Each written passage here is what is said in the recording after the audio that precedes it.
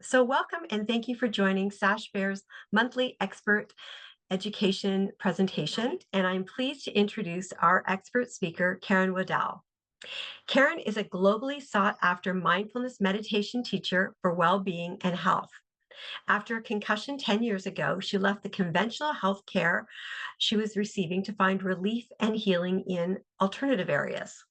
This is where she eventually came across the evidence based 8-week course, Mindfulness-Based Stress Reduction, or MBSR. It's reinforced her belief in the mind body connection for healing and was soon able to let go of the heavy medications she was prescribed for pain relief. The MBSR course is about using our perhaps forgotten innate resources to bring out our best qualities beyond patterns that perhaps have caused great suffering to oneself, as well as patterns that have caused pain and suffering to others. The course draws a mind that is open and unfixated with a tenderness of heart. The result of her participation was so profound and transformative, she decided to drop her successful professional acting career to pursue certification to teach MBSR herself. This included a short foray into social work studies before dedicating herself to a mindfulness teacher pathway at the University of Massachusetts Medical School and subsequently graduating from the Mindfulness Center at Brown University in Rhode Island, fully certified in MBSR, as well as trauma sensitive mindfulness. Since 2017, Karen has continued to teach the MBSR course 3 times a year with a homogeneous classroom benefiting a number of health issues. You can find more about Karen and her practice at her website, mindfulnessdimensions, all one word.com. She continues to offer private one on one practice for mindfulness instruction towards dealing with stress, optimal health, and well being. Additionally, as well as mindfully coaching top executives to be more effective at work, she wrote and continues to deliver the Mindfulness Biweekly Mental Health Wellness Program to members at large at Accenture Canada since 2019. She is known for demystifying the benefits of mindfulness and meditation, making it practical and accessible to all. She has been sitting on the Advisory Constituency Council of CAMH for the last 5 years, contributing her expertise and experience towards creating more mindful mental health care policy decisions currently being made at the hospital. Karen is entering her 12th year of volunteering with the Sashbear Foundation in various capacities, including writing and delivering the highly insightful BPD documentary series, Having a Life Worth Living. It is such a pleasure to have you, Karen, and really looking forward to the practice we're going to go through tonight. Welcome. Thank you so much, Carol. Little overwhelmed by that intro. Is there any more room left for me to do this this talk tonight? Or actually, I don't want to make it a talk. I really don't want to make it a talk. I want to make it more practice tonight. So this is going to be a rare experience to actually engage in practice, a simple practice of coming to our breath, honoring our breath. So, breath. Topic dear to my heart. And how nice that we took the time to actually, show up in this uncertain, crazy time that we're living in right now to pay attention to ourselves, but, to offer self-care to ourselves through the vehicle of breath, perhaps. So I just want to, ask this question to start off with. How often do we pay attention to our breath? Our breath. Do we take it for, what's the word I'm looking for? Gosh, this is this thing with the concussion. We take it for granted that the breath is there. Yet, it's always here. It's in the background and it is doing profound things, like keeping us alive. Respiration is one of those bodily systems that we're still studying. It's so astounding in its intelligence, the respiratory system. So, and also breath is our real connection with the external world of our body, right? We get to tap into and exchange with this massive ocean of air, this oxygen, this biosphere that sustains this whole living planet. I gave my son this wonderful book recently by the daughter of Carl Sagan. Her name is Sasha Sagan. Of course, Carl Sagan is long past now, a couple of years actually. But her book is called For Creatures Such as We, Rituals for Finding Meaning in an Unlikely World. And she said something really beautiful about breathing. She said, and they were very, very close, her and her father. And if you read the book, you'll see she's a real chip off the old block. But she said, there is one more way I time travel back to my father. When I was little, he told me that air particles stay in our atmosphere for such a long time that we breathe the same air as the people who lived thousands of years ago. It's an interesting thought. I think about that often now, she says. I can take a deep breath. I can take a deep breath and know that some fraction of those particles were once breathed by my dad. So what a intimate thing it is to breathe the air of someone you loved.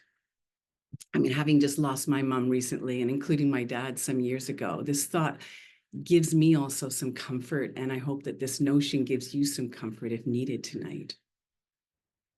So our amazing breath, it's a partner to so many parts of our body, our hearts, our lungs, and it's fundamental to our existence. Without breath, we die. All the billions of cells in our body need oxygen to exist, to be nourished on every breath. They get nourished on every breath, and for the same breath to sweep out all our impurities. What a perfect system. The breath is the pulse of life within us. It's moving through us it's like the rhythm of the primordial sea internalized. I think John Kabat-Zinn said those lovely words. Breath rolls in and breath rolls out.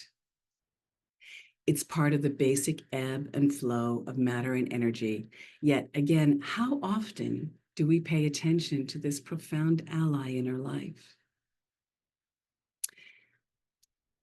When I was asked to do this talk on breath or meditation on breath as well, coincidentally, I was asked to do a guided meditation on breath last week too, at the art gallery near me here in town where I live. And installed there now is a beautiful large piece by an East Coast artist called Anne Manuel called Breath. And I read up some facts just to prepare for that session. And I found out that breath is happening thousands of times a day. In fact, 20 to 22,000 a day for the average human being. And that's equivalent to about 7.5 million breaths each year. And over the course of maybe an 80-year lifespan, the average person will take in about 670 million breaths, about 16 per minute, works out to be, I guess. And without even having to worry about it, without even having to direct it, manipulate it, it's just one of those wonderful things. And thank goodness we don't have to do any of that, because we get so deeply distracted, don't we? Caught up in things that we'd probably forget to breathe very quickly. We're not that dependable as our breath. So the body just says to you, well, don't worry. Don't worry, go ahead. I've got you. Do your thing. You can count on me. I will take care of you, support you always. This is our breath. David White, who is, I like to call him my mentor. I've never met him personally, but I use him as a mentor to support me in all my work. And he's written a beautiful follow-up book called Consolations 2. It's kind of a book where you can open it up and just read a couple of pages, and it can set the intention for your day. And he sort of takes just ordinary words of every day and speaks to them in a deeper way. And so this is Consolations 2. He's written Consolations 1, and this just came out. I think that they'll put it in this chat so you know what book it is. But he says, all along our life, breath generously accompanies us through every day of our existence, whether our lives are long or too short, happy or unhappy, successful or unsuccessful, healthy or unhealthy. And breath never gives up. until the body finally gives up. Breath guides us through, even through sleep, through every second of our seemingly unconscious nights. Breath is the essence of generosity in its thankless companionship and the emblem of faithfulness in its constant visiting and its momentary merciful absences, fetching and carrying for us without our thanks or appreciation, inviting and reassuring. No matter our outward difficulties, breath is one of the few dynamics in our willful lives that works constantly on our behalf without needing coercion, praise, or even forceful encouragement. Breath invites us to live our life as generously and as easily in its giving and taking as breath itself.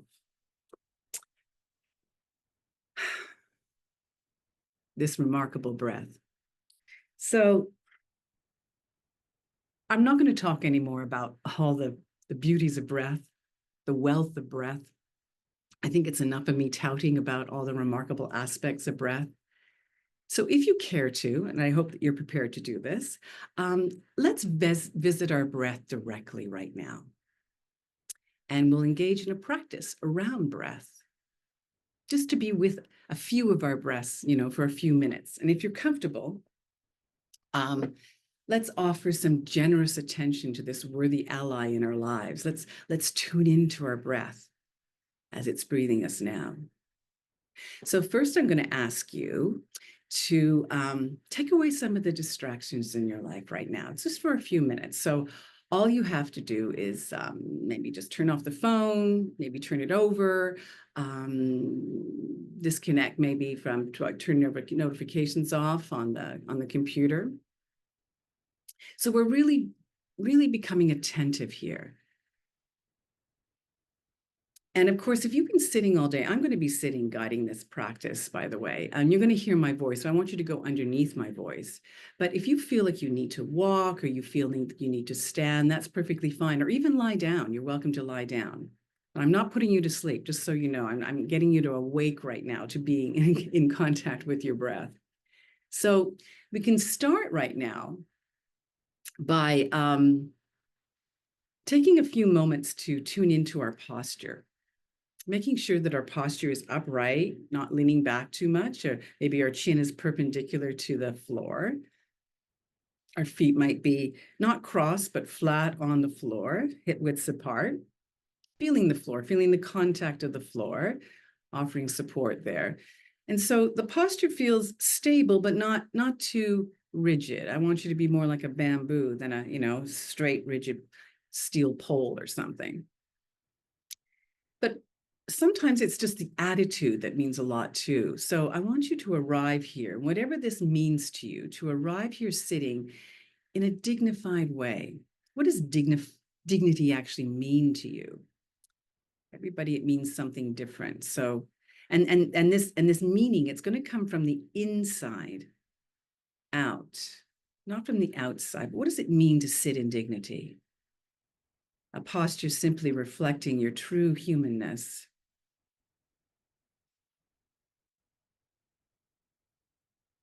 And once you find that, closing your eyes if that's comfortable for you.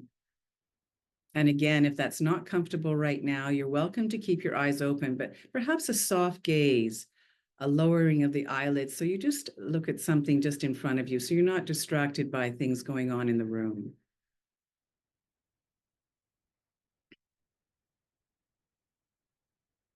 So when we've been sitting here listening to a little bit about my honoring of the breath, it's been breathing us all this time during this session. Maybe this is the first time that you're actually giving attention to the breath right now, noticing the breath. So let's just drop into the breath right now. How is the breath right now? In a welcoming manner. So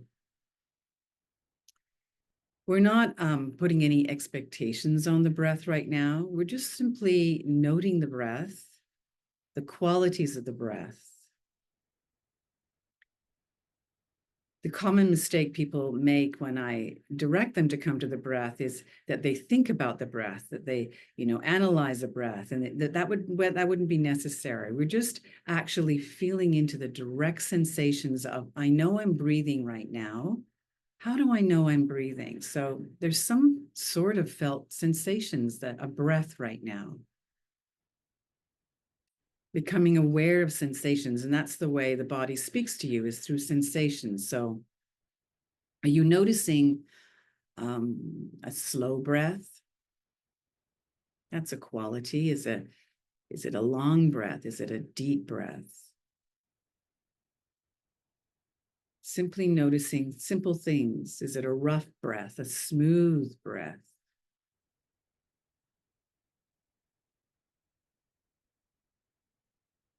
Are you noticing the breath more at a point in the cycle of the breath? Do you notice it more vividly in the nostrils? And how do you notice it in the nostrils? Do you notice wetness? Do you notice dryness?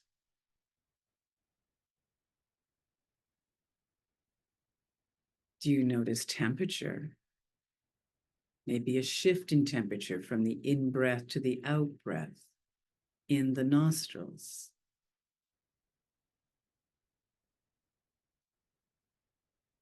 Maybe you notice it more at the back of the throat, the breath, or simply the rising and the falling of the chest.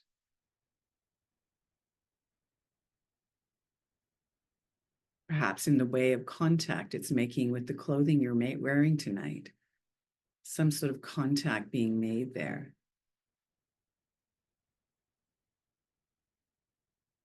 Or maybe you're feeling it in the belly, all the way in the belly.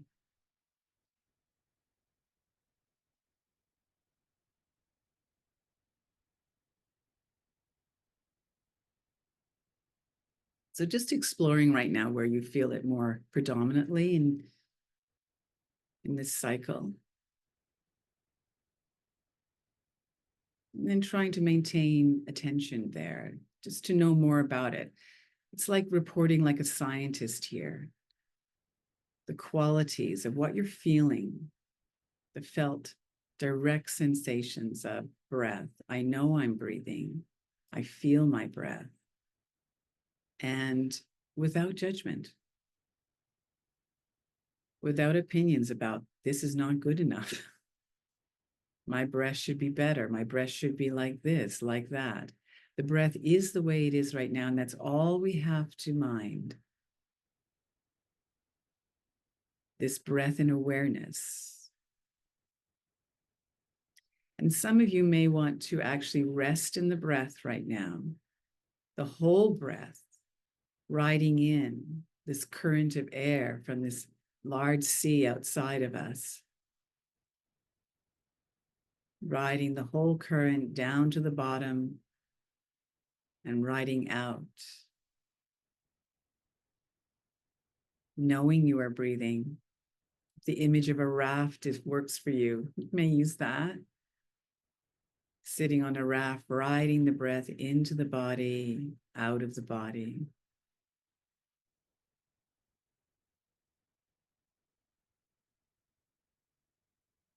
Getting to know your breath.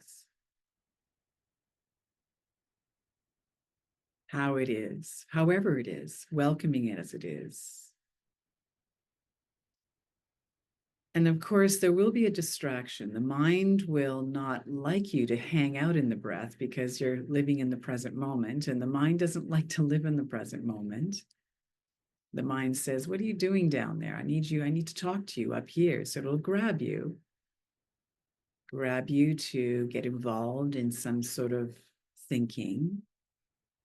Might be some commentary about this practice that we're engaged in right now, or it might be a conversation you had before you came here, or some planning you have after this session. Could be lots of things the mind says, we got to talk about this. We got to go over this. But just for the exercise of this practice, I want you to wake up to the fact that you are thinking. And I don't want you to go into why you're thinking or you're a bad meditator. I'm thinking. The mind thinks, that's what it does. But I want you to just name it as thinking or planning, something really easy. And then gently and firmly drop down into this object of attention we're tuning into, which is the breath right now, to know the breath better. And you might drop down and you might be in the in breath or the out breath. Feeling the breaths, trying to stay with the breath as best you can. And I say that very, very kindly, compassionately, as best you can, because the mind will say, I want you back up here again. And that's okay. It doesn't matter if you go up to the mind 100 times during the session. 100 times you wake up. That's the mindfulness. I recognize I'm thinking, but I'm driving the bus here and I'm going to go down to be with my breath.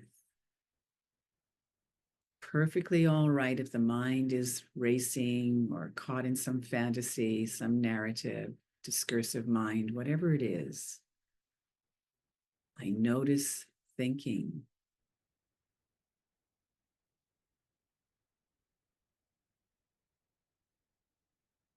I teach mindfulness, and mindfulness is the recognition or the awareness that arises in the present moment when you pay attention on purpose without judgment and with kindness. So we recognize what's going on in the present moment, either in the breath, something that tells you you're breathing, or that something is going on in the mind and you're caught in the mind.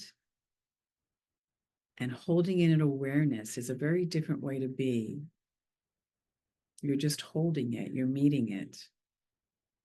You're not berating yourself that you're up and thinking.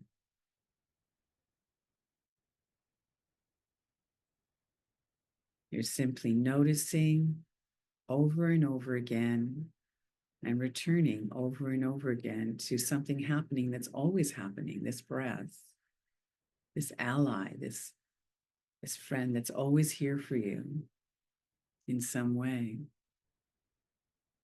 So you're learning steadfastness here, you're learning focus. The more times that you release the mind to come down to the breath, the more you're learning about paying attention, extending concentration, focus as best you can.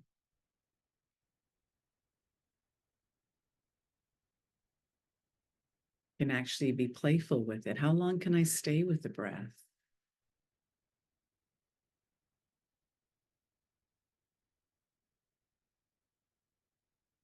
One breath, two breaths, that's okay.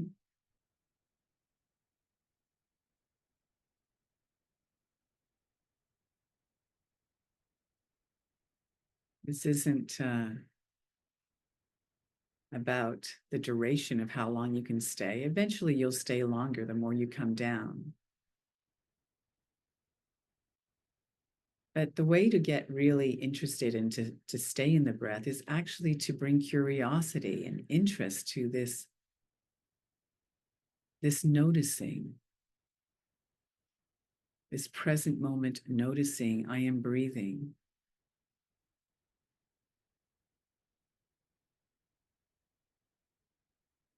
If you're new to this, you're welcome to even say the words quietly in your head. I know I'm breathing in right now as you're breathing in. I know I'm breathing out right now as you're breathing out.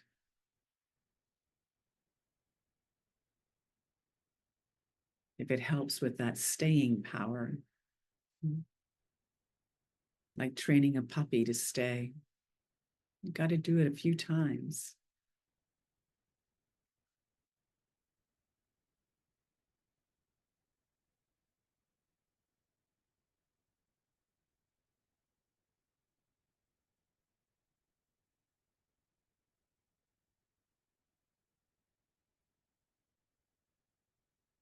Remember, we're not trying to control the breath. There's no pretty, perfect breath here.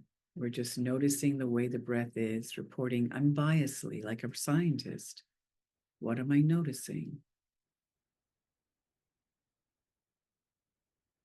Do you notice the little transitions at the top of the breath and the bottom of the breath?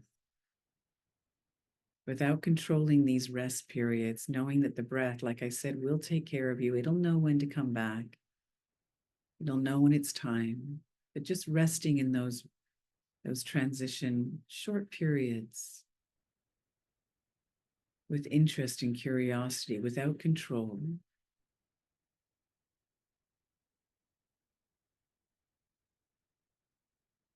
Sometimes we have to trust, bring the attitude of trust here to the breath, that it will return, it will take care of you.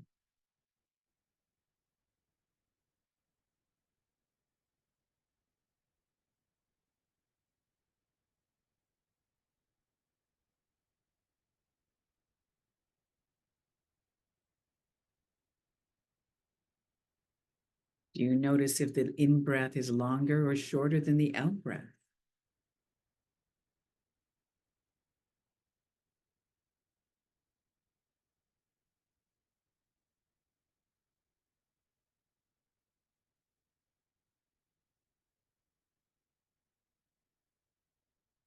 So it takes a bit of surrender, permission here to actually rest with the breath in this, I call it the domain of being, because we're not doing anything really. You don't have to do anything here except set the intention to be here.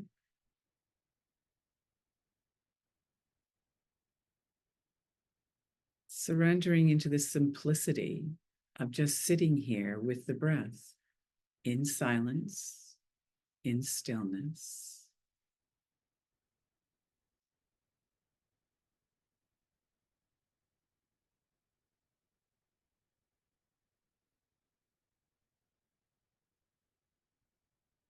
What gets in the way of you actually being here? Maybe a boredom or restlessness, just noticing these things, they're present.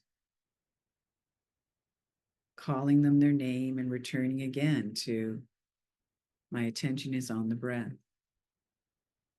Letting go of all that gets in the way of you being here. What's it like to stop and offer yourself this rest, self-care? Just like we turn off our computers here and there to energize, reinvigorate our computers, we do need to start with our bodies as well, just to simplify, come to rest. No doing, letting all the doings go of this day. Nowhere to go, nowhere to be, just here, resting in the breath.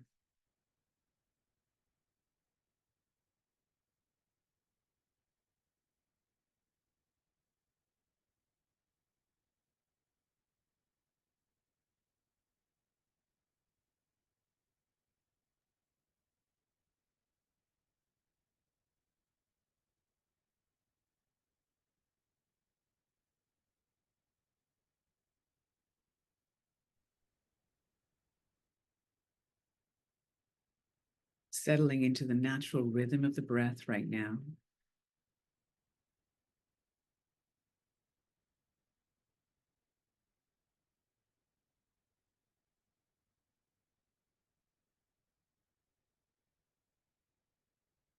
And as a friend and as an ally, let's take our breath around the body to check in with the body that's sitting here.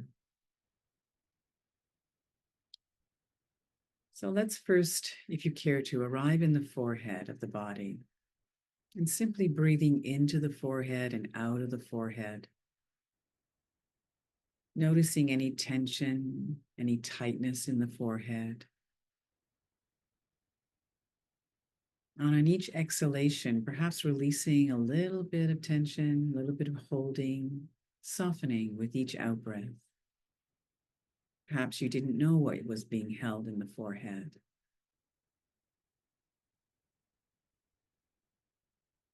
What's the quiet forehead like?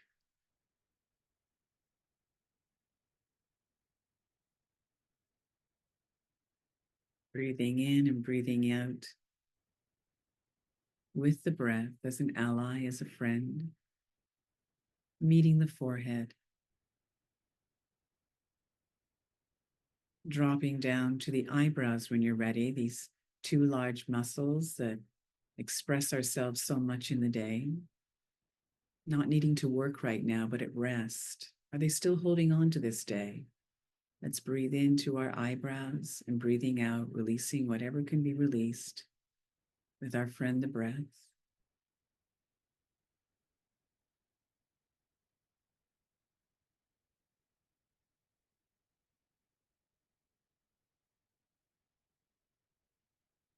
Coming down to the eyelids of the eyes, if you care to. You're welcome to hang out in the eyebrows if you like, if there's a lot of breathing in and breathing out that needs to happen. If you like to dive in the eyelids, here we are. Paying attention to the eyelids, breathing in, breathing out, noticing any holding or tightness in the eyelids.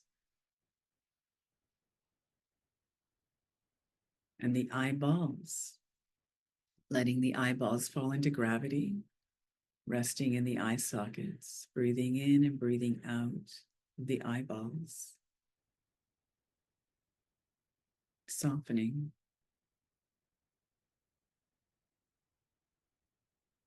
And coming to the cheeks, the big muscles of the cheeks, breathing into these two large areas of the face.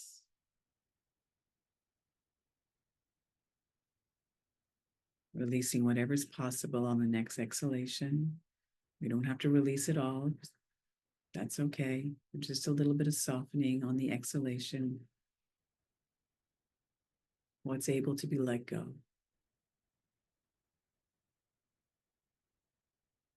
And the lips of the face. The upper lip, the bottom lip. Breathing into these areas. Areas of nourishment and expressing ourselves. No need to work right now.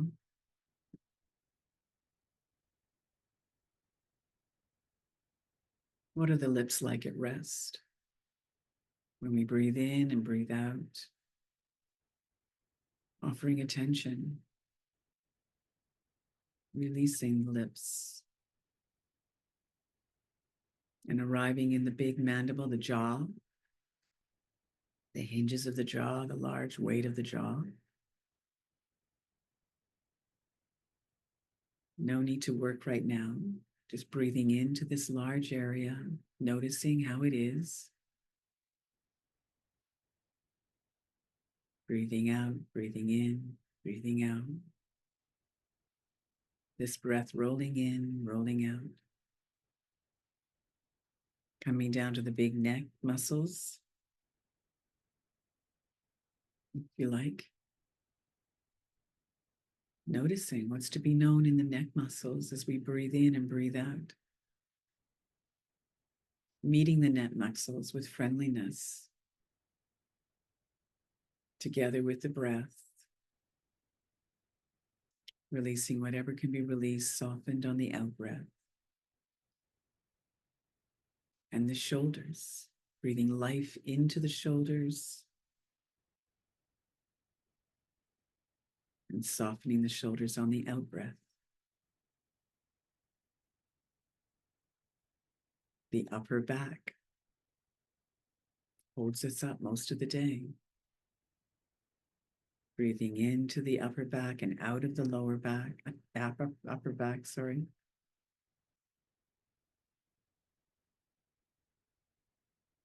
And the middle back and the lower back.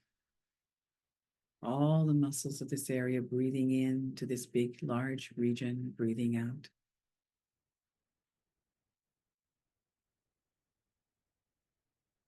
And the pelvic area, the big cradle that supports our torso and our legs. Breathing into this area and our buttocks.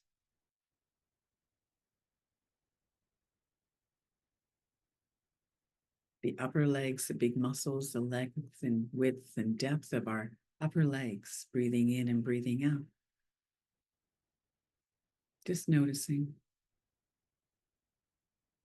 refamiliarizing ourselves and offering hospitality to this area that we maybe have not paid attention to yet today. How are the upper legs? As we breathe in and breathe out.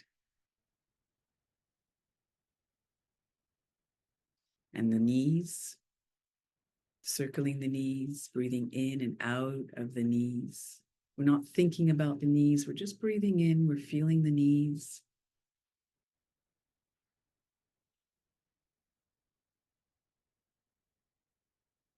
Bringing interest and curiosity to all these areas. A certain kind of attention, a friendly attention. And the lower legs, breathing in and breathing out of the lower legs.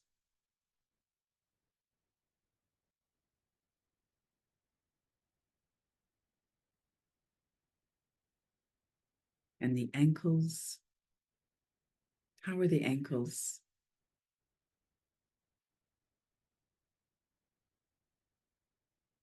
Letting go of the ankles and entering into the feet. All the different muscles and tendons and bones of the feet. Breathing in and breathing out, noticing any tightness and tension of the feet.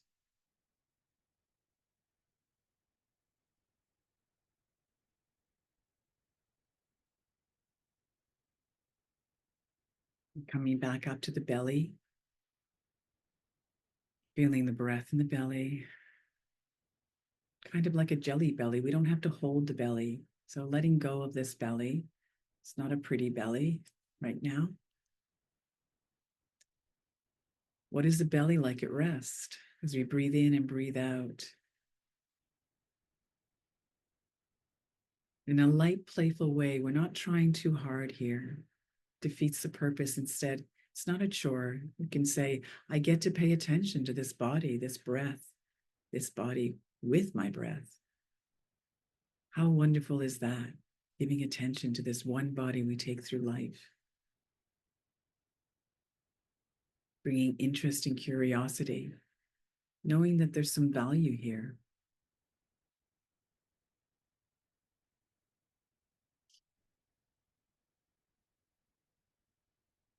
Entering into the hands when you're ready, if you care to. How is life showing up in the hands right now? If your eyes are closed, how do you even know you have hands? Well, sensations may be happening, throbbing, tickling.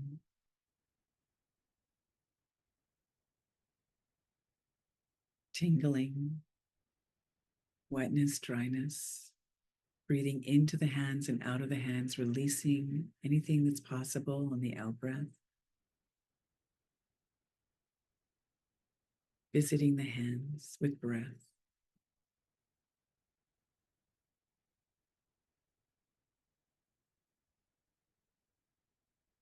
And coming to the heart. You might start at the edge of the heart, softening the heart, breathing into the heart, the undefended heart, breathing in and out. What's to be known in the heart right now?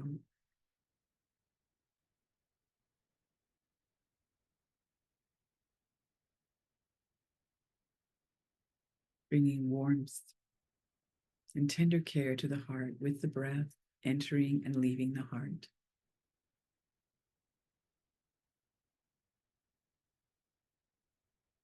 Widening the lens right now, and we've been bringing the breath to different parts of the body, just to now opening it up to the whole of this body, breathing into the whole of this body, noticing anything extra, any residual tension or tightness in the body. Familiarizing yourself now with this body, this whole body, the sensation arising, falling away. From the top of the head to the tips of the fingers, tips of the toes, breathing into this body. Letting breath do its thing, nourishing this body.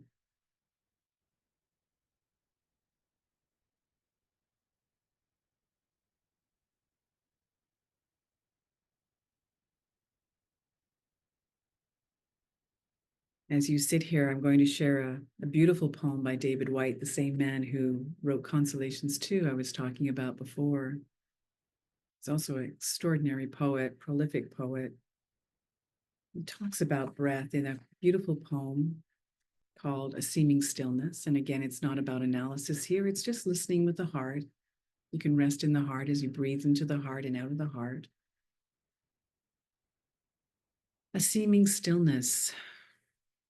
Breathe then, as if breathing for the first time, as if remembering with what difficulty you came into this world, what strength it took to make the first impossible in-breath into a cry to be heard by the world.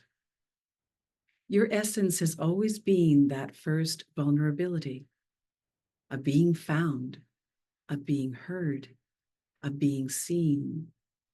And from the very beginning, the one who has always needed and been given so much invisible help. This is how you were when you first came into the world. This is how you were when you first took your first breath in this world. This is how you are now, all unawares in your new body, your new life. This is the raw vulnerability of your everyday. And this is how you will want to be and be remembered when you leave this world. Breathe. He also says enough. These words are enough. If not these words, this breath. If not this breath, this sitting here, this opening to life, we have refused again and again until now. Until now.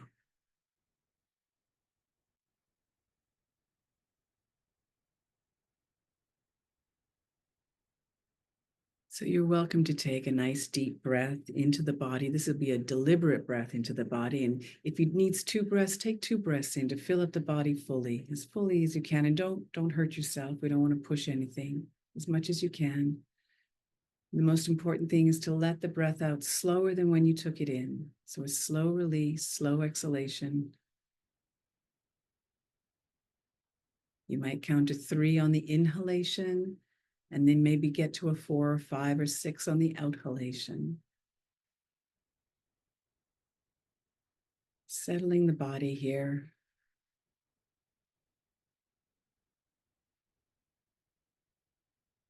One more time.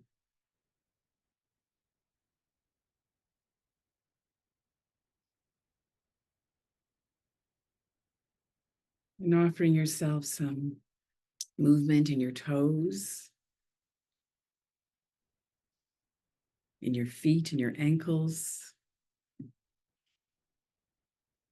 your knees, maybe a stretch, whatever's called for, whatever supports you at this time. Maybe even a hug, a nice soothing hug, self-hug. I believe in that. And a good pat on the back for showing up, for being here. You're welcome to open your eyes very slowly into the environment here. And I hope that was beneficial for you to actually stop in your day, stop in your week, and experience some stillness and getting reacquainted with a very familiar part of yourself, which is your breath. And I'd be really curious about what you discovered, what surprises came up for you about stopping like this or coming to practice with a singular object such as the breath, using it as an ally. Yeah, so, this isn't about the quantity, the minutes of staying in this state. It's not even a state, really, it's just a way of being here. So I don't want you to beat yourself up if you had a busy mind tonight. That's perfectly all right. The mind is a busy place, and so it's hard to leave it, and it's not used to stopping if you're not used to stopping. I call meditation a practice.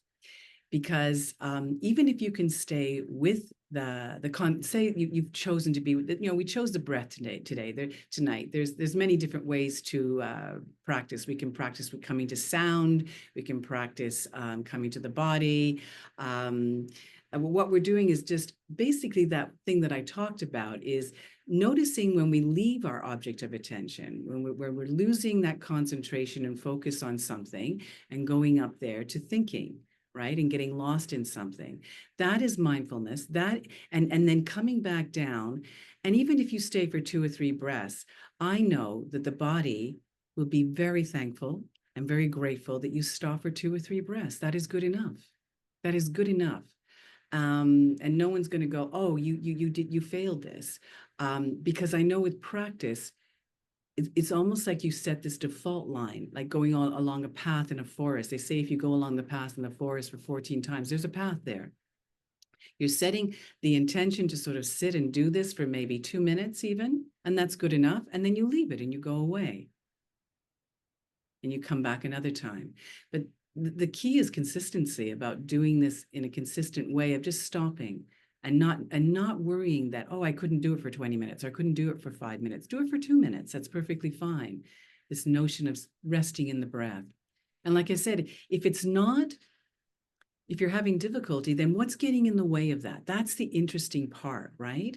Our well-being is what is getting in the way of stopping when we know that stopping is so good for us. So is it restlessness? Is it boredom? Is it, I should be productive. I should be doing things right now. I shouldn't be stopping. I mean, what comes up in the way? And that, know what your obstacle is to actually being here and soften with that. Like just call it what it is, naming it, and then come down to the breath anyway. Right. Well, that's a really good question, because it does happen, especially for people who do the body scan when you're lying down. You're inclined, you're on the floor, and so the inclination is, I'll just fall asleep here. Well, to me, that says a lot about you needing sleep, that you are tired and you have not been giving your body what it needs. You haven't been listening to body. The whole point of this is stopping to take care and listen to what the body needs. And the body will tell you. The body is so full of intelligence as to whether you need to, move your position on your chair, whether you need to go take a walk, whether you need to stretch, whether you need to stop a repetitive movement you've been doing, or whether you need to sleep. So if you fall asleep, I don't mind. There's no one saying, what are you doing? No judgment there at all. I'm saying you need sleep. You obviously need sleep. So take it as you need it. And what will happen is that as you listen to your body more and take that rest, you will sleep less. I have a student of mine who just went to his first 5-day silent retreat, which is quite something.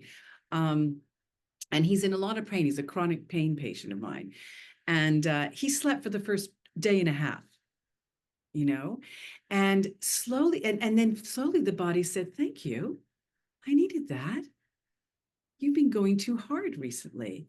And for the rest of the 3.5 days, he was awake the whole time. And he was actually off his medications as well.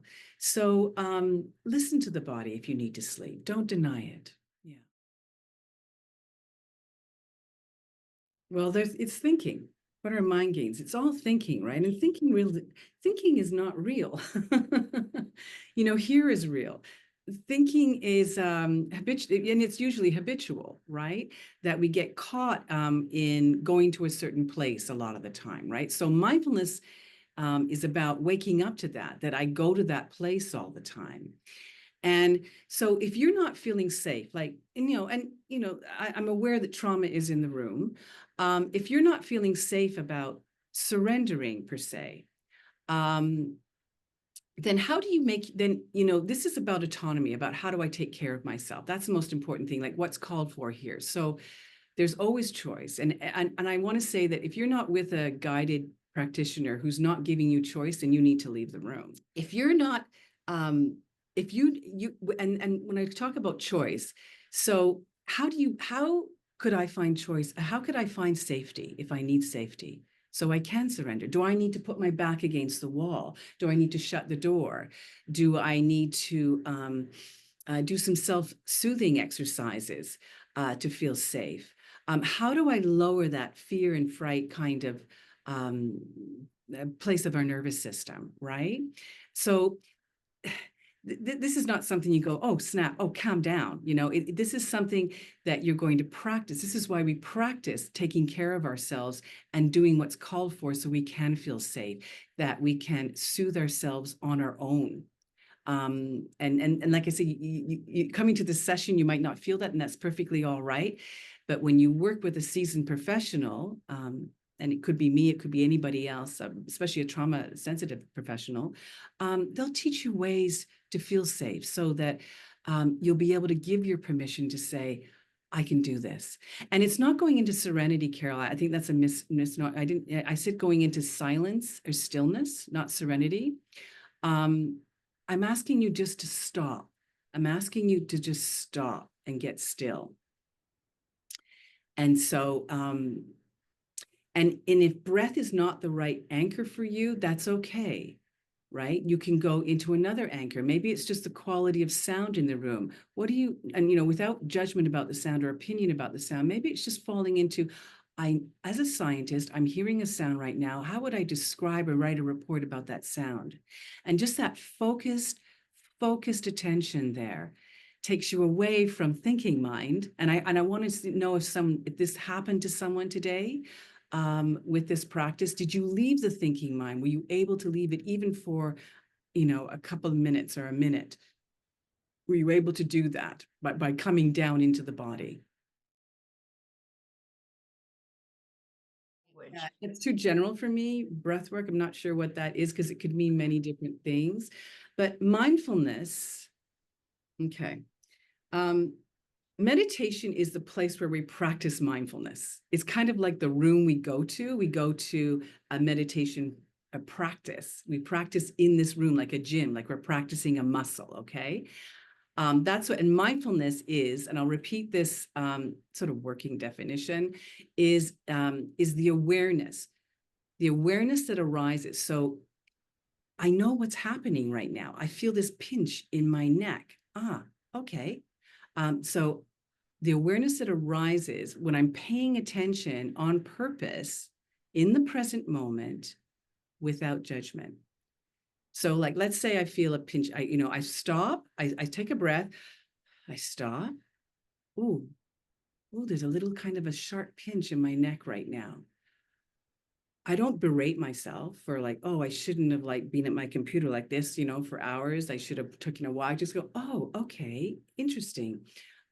Maybe I need a stretch right now, right? It's telling me I need to do something right now. I have to change. I have to shift to look after myself. So it's all about, how might I act more? This is all towards acting more skillfully, with more, more wisdom, more insight, because I'm paying attention in a certain way. And I always say, pay attention. The mindfulness is paying attention, but if you don't bring the compassion on top of that and the heartfulness on top of that, then it doesn't work, right? We don't learn. We have to learn from and beautifully welcome what's there. It's like, think about a child that comes to you and go, Mommy, I'm struggling. I had a terrible day at school. And if you said, oh, I can't deal with you right now, go away. You would talk to that child a certain way. What are you struggling with, darling? But when's the last time that we talked to ourselves like that? Life is never perfect. Life is full of, it comes at you in many different ways, right? But we tend to just sort of, and this is the way culture is nowadays, that we just want to be happy. We just want to, find the positive in everything, stay away from the ugly, stay away from the unwanted, the unpleasant in life. But sometimes unpleasant happens to us, right? So mindfulness teaches you, I should say it's taught me, and I've come a long way. I'm going to write the book about how I healed myself, about meeting my discomfort, right? So mindfulness is about my attitude towards my discomfort. right? So when I'm having, a chronic pain issue in my head or my back or my neck, I go to my mind and I go, how am I talking to myself? Am I saying, oh, it shouldn't be this way. I wish it wasn't this way. I wish it was different. I don't like myself. I don't, what, I hate this pain. What am I saying in my head that's exasperating this problem in some ways? How am I not being kind to myself instead of actually being productive and actually doing something about helping myself and soothing myself in some way? So it's not, 10 years later, I still experience chronic pain, but I am so different with it. Um, I mean it in a very loving, kind way. And it's changed everything because my body has responded. And this is what's interesting. And this is kind of mystical in a way. Because my body trusts me now and that I'm going to take care of it, it's responding in a very positive way to me. And it's helping, and I'm helping it help itself to look after itself because it wants to be well. It wants to heal. Now, I forget the second part of the question. So that was the mind part. What was the other part? Well, it was a little bit about the benefits of doing meditation. And there was sort of the two example. One was, they gave the example of the migraines, and then the other one was to help both physically and mentally through meditation post concussion. Um, Yeah. So, well, you'll get off more of your medications. That's one good thing, that it's more participatory in your health, in your healthcare, right? You're more your self-care. You're not so reliant, um, and you're on top of wanting to help yourself. Um, Mindfulness is kind of becoming more familiar with our inner processes and how we get in our way of helping ourselves. Because often the way we speak to ourselves is very interesting, and we're often not aware with it, and that's okay because mindfulness makes you aware of what you're thinking. Um, and we start to see our patterns. We start to see the ways that we're locked into thinking, locked into behavior, whether it's certain kinds of reactions or addictive behaviors, maladaptive. I'm talking coping skills, things like that. When we come into discomfort, and through this quiet, loving, friendly observation of ourselves without judgment, we can notice what leads to well-being and what doesn't. So we're aware that we have a choice. There's always a branch point of like, I could go this way on this, or I could go that way. It kind of opens up the whole perspective on what's available to you. It's not so limited. So you're not living in this limited space of a narrow person with narrow thinking. You've opened it up to like, oh yeah, there's lots of possibilities here. I could get really creative about this particular difficulty or this particular problem. You're not so locked in, and you're not, not so woe is me. I can't get out of this. You get out of that hole eventually. It's not like a pill. It doesn't happen right away, but the more you practice, that's why I call meditation a practice, mindfulness a practice, because you're training yourself to drive the bus rather than letting the mind run the show, because it's not always truthful. It's not always truthful. Yeah, I'm glad you're asking that because, like anything else that becomes popular, right? Like it's a thing now.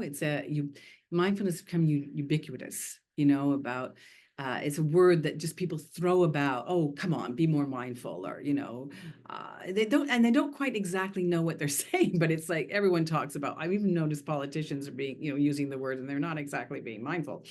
Um, yeah, look for people who have certification, especially that have been through a fairly regimented training process. Like my training process took about 5 years. It's a slow process, just like the healing process. And people who have a practice on their own, like they're not just teaching out of a book. This isn't about reading a book and telling other people to do it. I find the most powerful teachers in my life lived it and have grown through it and have something to say because of lived experience about it. And I have, for me, I have a personal practice that, it's 24/7 for me. It's not just on, on the cushion in the morning, which is my personal time, meditation is life. And so I'm trying to apply everything that I learned in that gym of my practice into my life.